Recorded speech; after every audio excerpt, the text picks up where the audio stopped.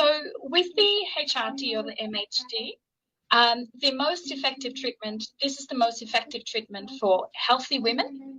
When I say healthy women, it means women that we have no contraindication, in giving them the HRT or the MHT treatment. It comes, as I've said, it comes in different forms, and the forms are all out there, but you need to make sure that you talk to your GP or your doctor to ensure that you have been excluded for things like blood clots, breast cancer, and gallstones, and all the other associated conditions, which puts you at risk if you do take them on a much longer basis. There's also an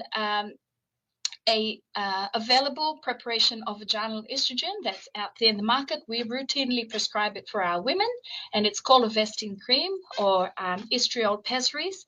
These preparations is safe, and we've just had the latest evidence to say that this is also safe for those women who have breast cancer and those who have history of venous thromboembolism or clots in the legs, rather. So it does not increase their risk further because it's topical and the absorption into the body is much lower.